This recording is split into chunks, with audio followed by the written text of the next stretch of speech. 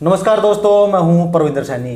दोस्तों, इन दिनों प्रदेश में पेंशन का मुद्दा खूब उछल रहा है। एक तरफ बात करें कांग्रेस पार्टी की बात करें या इनेलो पार्टी की बात करें तो लगातार सरकार पर आरोप लगा रहे हैं कि सरकार ने पेंशन को लेकर कुछ पाबंदियां लगा दी है, लेकिन सरकार ने पूरी तरीके से अपना स्पष्टीकरण जो है वो जनता के सामने पेश कर दिया है।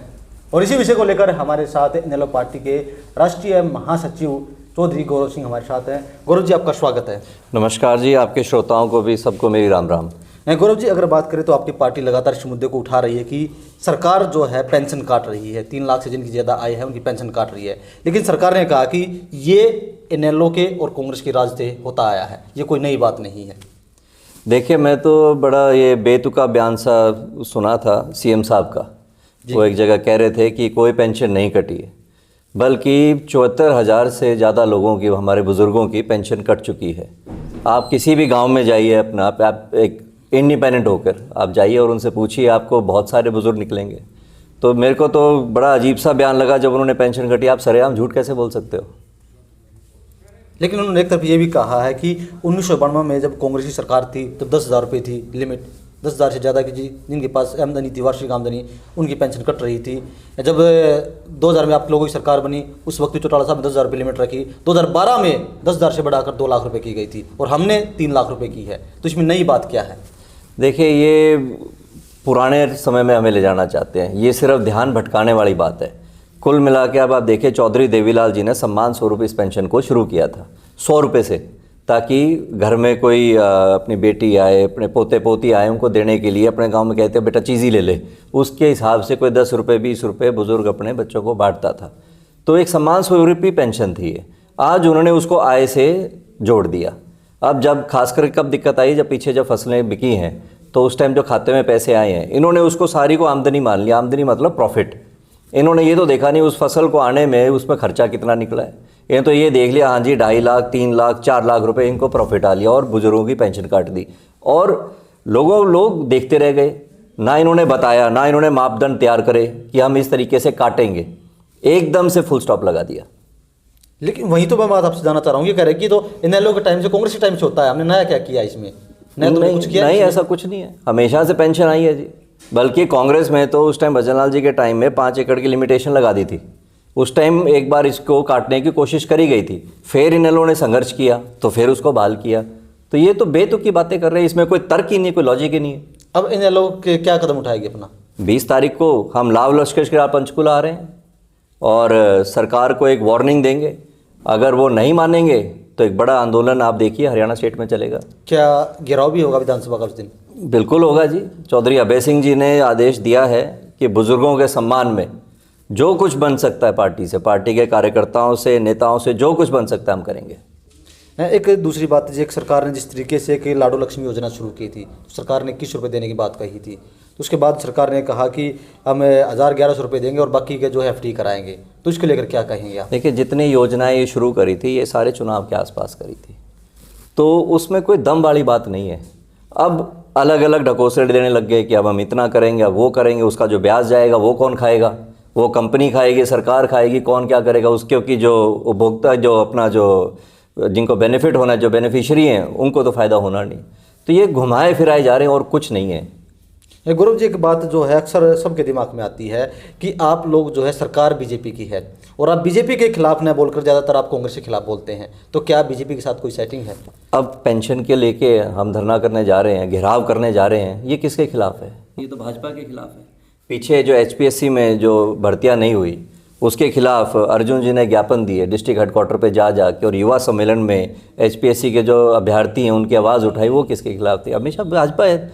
ये तो जो कांग्रेस वाले हैं, ये तो बल्कि मैं आपको कहता हूँ, ये भाजपा के A टीम बन के खड़े हो गए हैं। तो पिछली बार आप आपके पापा झज्जर में बैठे हैं, यहाँ तो सरकार आई रही थी कांग्रेस की, क्या रहा फिर? उस टाइम इन्होंने जो सीटें बांटी, जो अंदर मिली भगत करी बीजेपी के साथ, और बीजेपी को थाली में सौंप दिया आपने सरकार। ये मिले जुले हैं। सिर्फ इंडियन नेशनल लोकदल पार्टी है अभय सिंह जी चौटाला के लीडरशिप में जो बीजेपी को टक्कर दे सकती है। लेकिन मिले, जब यहाँ के लोग, जज्जर की हम बात करें तो जब यहाँ के लोग बीजेपी के खिलाफ बोलते हैं तो अब सपोर्ट में आपके जिला अध्यक्ष खड़े होते हैं। नहीं, इसका मेरे को कुछ नहीं पता। मेरे पास सबूत भी हैं बाकायदा उसके। नहीं, वो मेरे संज्ञान में नहीं है कि कोई भी इसके सपोर्ट में बोला, मेरे को लगता नहीं, बाकी मेरे संज्ञान में नहीं है। कानून की बात करें प्रदेश में तो ये लगातार लोगों को धमकियां मिल रही हैं, रॉबे सिंह जी को धमकियां मिली हैं, तो क्या कहेंगे इसको लेकर आप? देखिए, मैं देख रहा था कई जगह तो बल्कि यमुनानगर डिस्ट्रिक्ट में आपके शराब के ठेके की बोली भी नहीं हो पाई, क्योंकि बदमाशों ने धमकियां दी। ऐसे पीछे हिसार में एक शराब के ठेकेदार थे, उनको गोली मारी थी, वो ये काम ही छोड़ गए। हांसी में अगर आप अपना लोकल सर्वे करवाएंगे तो बहुत सारे व्यापारी मिलेंगे जो लगातार फिरौतियाँ दे रहे हैं। सरकार बिल्कुल विफल है, कोई लेना देना नहीं है, कोई ध्यान नहीं है। वो क्यों है? क्योंकि एक तो बच्चों को रोज़गार नहीं है। इन्होंने सरकारी नौकरियों का जो एक बच्चे का सपना होता था, युवाओं का सपना होता था, वो सपना ही इन्होंने ध्वस्त कर दिया। तो युवा हताश होकर बैठा है, मानसिक रूप से परेशान है, और क्राइम की तरफ एक इजी मनी, एक आसान पैसा दिखता है तो उस तरफ वो जा रहा है। लेकिन जब आप लोग क्राइम की बात करते हैं तो अक्सर आप लोगों पर आरोप लगते हैं कि आप अपनी सरकार में जाके कि ये आप लोगों के समय में तो रोहतक से जेल से सरकार चलती थी। नहीं, ऐसा कुछ नहीं, बनावटी बातें हैं, ये तो बदनाम करने वाली बातें हैं। क्योंकि कई बार भूपेंद्र सिंह हुड्डा भी कह चुके, सरकार भी कई बार इस तरह के बयान आरोप लगा चुकी है कि आप लोगों के जो जेल सरकारें चली हैं। नहीं, तो सरकार की क्या मंशा नहीं है क्राइम पर रोक लगाने की, या सरकार विफल इस मुद्दे को लेकर? देखिए, मंशा ही नहीं है मेरे ख्याल से उनके लिए। ये जो मुद्दा है कानून व्यवस्था, मेरे को लगता है ये उनके लिए कोई गंभीर बात है ही नहीं। उनको ये लग रहा है कि ठीक है, चल रहा है तो चलने दो, वरना मजाल है एक भी अगर जो क्रिमिनल है वो पनप जाए, अगर सरकार स्ट्रिक्ट हो जाए तो संभव ही नहीं है जी। चौधरी साहब ने एक बयान दिया था कि मुझे एक दिन का सीएम बनाओ, तो आप लोगों की तो लंबे समय में सरकार रह चुकी, तो क्या प्लानिंग थी ऐसा करने की कि एक दिन में आप क्या बदल दोगे हरियाणा में सिस्टम? देखिए, बहुत कुछ हो सकता है अगर सरकार चाहे तो। अगर एक थाने का SHO चाहे तो उसके एरिया में बहुत कुछ हो सकता है। अब सीएम तो बहुत बड़े लेवल की बात है, तो एक मंशा चाहिए, एक सकारात्मक मंशा चाहिए स्टेट के लिए, जो आज की सरकार में नहीं है। नकारात्मक रूप से चल रहे हैं, जातियों में हमें डिवाइड करने का काम कर रहे हैं, और अलग अलग तरीके की स्कीम चला देते हैं जो कि धरातल पे कभी आती नहीं है। तो चूक कहाँ हो रही है सरकार से, कहाँ पर कमी देखते हैं आप? सारी चूक है, अफसरशाही भारी है। आज आप किसी मंत्री से, किसी विधायक से बात कर लो, भाई चल किसकी रही है, तो यही इनको नहीं पता कि चल किसकी रही है। मुख्यमंत्री की नहीं चल रही, बार बार ये स्टेटमेंट आ जाती है, बार बार लोग जब जाते, एक आम जो एक भावना बन गई है कि जो मुख्यमंत्री है वो डमी है, इनको अफसर चला रहे हैं।